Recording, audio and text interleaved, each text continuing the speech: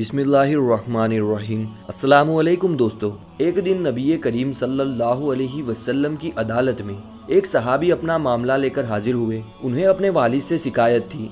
नबी करीम सल्लल्लाहु अलैहि वसल्लम के सामने बैठकर अर्ज करने लगे, या रसूलुल्लाह सल्लल्लाहु अलैहि वसल्लम, मेरा बाप बिना मेरी इजाज़त के मेरा माल ले लेता है, यानी जो पैसे मैं कमाता हूँ वो बिना मुझसे पूछे उठाकर खर्च कर लेता है। आप इस मामले में मेरे वालिद से बात कीजिए, क्योंकि इस्लाम के मुताबिक उसूल यही है कि कमाई वालिद की हो और वो बेटे के पास हो तो वालिद उसे खर्च करने का जवाज रखता है। लेकिन अगर माल बेटे का कमाया हुआ हो और खालिसतन उसकी मेहनत मजदूरी का हो तो बाप को इख्तियार नहीं कि वो बिना बेटे की इजाज़त के वो माल खर्च करे। हुजूर अकरम सल्लल्लाहु अलैहि वसल्लम शिकायत सुनकर खामोश हो गए और फरमाया, इनके वालिद से कहो मेरे पास आ जाएं। जब उन सहाबी के वालिद को मालूम हुआ कि मेरे बेटे ने नबी करीम सल्लल्लाहु अलैहि वसल्लम के पास मेरी शिकायत की है तो उनको बहुत रंज हुआ और बहुत गमगीन हो गए, लेकिन जुबान से कुछ ना कहा। क्योंकि अरब के लोग कमाल के शायर हुआ करते थे तो उन्होंने दिल ही दिल में चंद अशहार कहे जिनकी सदा अल्लाह ताला ने सुन ली। वो शख्स नबी करीम सल्लल्लाहु अलैहि वसल्लम से मुलाकात के लिए चल दिए,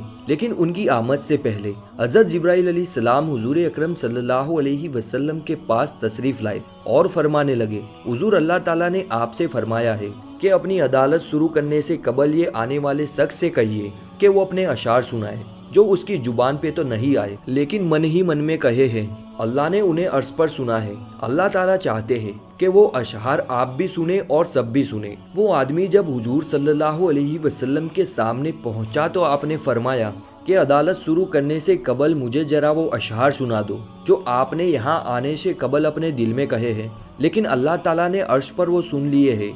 वो अशहाब बोले, या रसूलुल्लाह सल्लल्लाहु अलैहि वसल्लम, हम तो पहले ही आप पर ईमान रखते हैं और रोज ही हमारा ईमान बढ़ जाता है इस किस्म की बातों से कि आपका रब कितना ताकतवर है, जिसने मेरे दिल की धड़कनों में उठने वाली आवाज़ को सुन लिया है। मैंने वाकई जुबान से एक लफ्ज़ नहीं कहा। आप सल्लल्लाहु अलैहि वसल्लम ने फरमाया, तो हाँ सुनाओ, तुमने क्या कहा था। अशहार अरबी में कहे गए थे जिनका उर्दू तर्जुमा कुछ यूँ बनता है। वो शख्स बोला, हुजूर, मैंने कहा था, बेटा, जिस दिन तू पैदा हुआ था उस दिन हमने अपने लिए जीना छोड़ दिया था। हमने तेरे लिए जीना शुरू कर दिया था। तुझे राहत पहुंचाने के लिए तकलीफों से टक्कर ली, तुझे गर्म रखने के लिए सर्द हवाओं के थपेड़ों से लड़ा, तुझे ठंडा रखने के लिए तपती रेत में गर्म हवाओं का सामना किया, तुझे सुलाने के लिए सारी सारी रात जागा, तुझे खिलाने के लिए अपना पेट काटा, तुझे खुश रखने के लिए गम को सीने से लगाया, तुझे सुख पहुंचाने के लिए दुखों से सुलह कर ली कि तू खुश रहे, तू खुश रहे। तेरी खुशी के लिए अपने आप को मशक्कत की चक्की से पीस कर रख दिया और तू जब कभी बीमार होता तो सारी रात तेरे सिराने गुजर जाती। कभी तेरी माँ बैठती, कभी तेरा बाप बैठता कि कहीं तू मर ना जाए। और हालांकि मौत का वक्त तो मुकर्रर है, उसने अपने वक्त पर आना ही है, लेकिन तेरी बीमारी दिल में हजारों शक पैदा कर देती थी। यूं तेरे सराने बैठकर कभी तेरे लिए रब को पुकारते, कभी तेरे लिए दवा को तोड़ते कि हमारा बच्चा बच जाए। हालांकि मौत ने तो वक्त पर ही आना है, लेकिन तेरी बीमारी हमें तड़पा देती, रुला देती। इस तरह वक्त की चक्की चली। जवानी की गर्दिश ने मेरी हड्डियों का रस निकाला और तेरी हड्डियों में डाला। मेरे बाल सफ़ेद होते गए, तेरी जवानी चढ़ती गई और मेरी दिन रात की मशक्क़त ने तेरी कमर को सीधा कर दिया और मेरी कमर को टेढ़ा कर दिया। तू ताकतवर बन गया और मैं लाठी पर आ गया। मेरी मेहनत से तेरी जवानी एक सरसख्त दरख्त बन गई और मेरी जवानी के सारे पत्ते जड़ गए। फिर मुझे ख्याल आया कैसे मैं उसकी उंगली पकड़ कर चलता था, उसे कंधे पर बिठा कर चलता था, उसे गोद में लेकर बैठता था, उसको हाथों में उठा कर चलता था, कैसे बैठ के उसके कपड़े बदलता था, उसको खाना खिलाता था, उसको मदरसे छोड़ने जाता, मदरसे से लेने जाता। तो अब मेरी कमर झुक गई है। अब ये मेरी लाठी बनेगा। मैं उसका हाथ पकड़ कर चला, ये मेरा हाथ पकड़ कर चलेगा।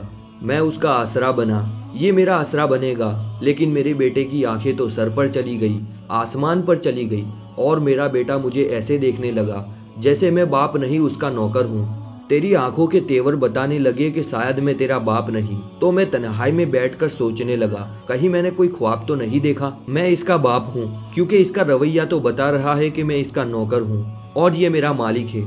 अब मैं अपने 30 साला ख्वाब को झुठलाऊं या इसको देखूं।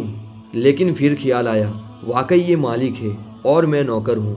लेकिन नौकरों को भी तो कभी कोई पूछ लेता है ना बेटा, मुझे नौकर समझकर ही पूछ लेते, मुझे पड़ोसी समझकर ही पूछ लेते, एक बार मेरा हाल ही पूछ लेते और अपने पैसे के बारे में हिसाब कर लेते, जैसे तूने अल्लाह के नबी को हिसाब किताब सुनाया है। इन अशार में इतना दर्द है, इतनी गहराई है कि हम जितनी मर्जी बना ले अपनी तकरीर को, अपने लहजे को, लेकिन वो दर्द बयान नहीं कर सकती। वो लम्हा ऐसा था कि हमारे नबी करीम सल्लल्लाहु अलैहि वसल्लम की ये कैफियत थी कि वो जारो कतार रो रहे थे। उनकी आंखों से मोतियों की लड़ी चल रही थी, दाढ़ी मुबारक आंसुओं से तर हो गई। एक दर्द भरी फरियाद बयान की जा रही है और दर्द भरी फरियादों का उर्दू तर्जुमा बयान नहीं किया जाता। ये तो सिर्फ अल्फाजों का बयान है जो हम वाक़ये की सूरत में बयान कर रहे हैं, लेकिन वाक़ये का दर्द कोई बयान नहीं कर सकता। क्या समा होगा, क्या गम होगा उस बाप की फरियाद में जिसे सुनकर मेरे नबी करीम सल्लल्लाहु अलैहि वसल्लम की दाढ़ी मुबारक आंसुओं से तर हो गई। आप सल्लल्लाहु अलैहि वसल्लम ने उस शख्स के गिरेबान को जोर से पकड़ा और उसे झटका देते हुए कहा, उठ जाओ और दफा हो जाओ मेरी नजरों के सामने से। और मुकदमे का फैसला कुछ यूं सुनाया, फरमाया कि जा तेरा सब कुछ तेरे वालिद का हुआ। वाक़ये का बयान तो इस बात की निशानदेही है कि हमारा रब कितना ताकतवर है और सुनने वाला है, कितना ताकतवर देखने वाला है कि वो हमारे ऐब देखता है, अच्छी बातें देखता है, सुनता है और हमें अजर देता है। प्यारे दोस्तों, वालिदैन इस कायनात की खूबसूरत नेमत है। इनकी कदर करे और इनकी फरमा बरदारी करे, इनको खुश रखे जैसे इन्होंने हमें खुश रखा है। आप दोस्तों को ये वीडियो पसंद आई हो तो इसे एक लाइक करें, अपने दोस्तों के साथ शेयर करें और हमारे इस चैनल को सब्सक्राइब करना ना भूलें।